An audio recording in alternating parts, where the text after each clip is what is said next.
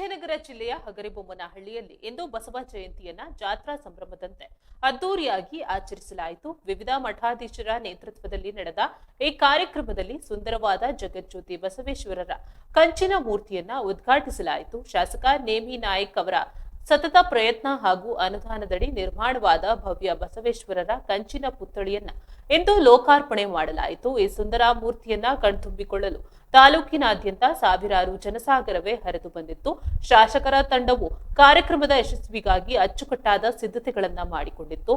ಈಶ್ವರ ದೇವಸ್ಥಾನದಿಂದ ಬಸವೇಶ್ವರ ಕಂಚಿನ ಪುತ್ಥಳಿಯವರೆಗೆ ಅದ್ದೂರಿ ಮೆರವಣಿಗೆ ಜರುಗಿತು.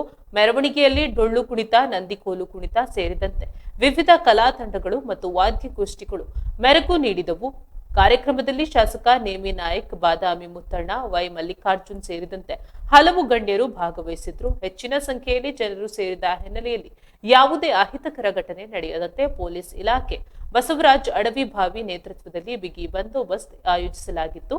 ನಂತರ ನಡೆದ ವೇದಿಕೆ ಕಾರ್ಯಕ್ರಮದಲ್ಲಿ ಸಾರ್ವಜನಿಕರಿಗೆ ಪ್ರಸಾದ ವ್ಯವಸ್ಥೆ ಮಾಡುವ ಮೂಲಕ ಜಯಂತಿಯನ್ನ ಸಂಭ್ರಮದಿಂದ ಆಚರಿಸಲಾಯಿತು.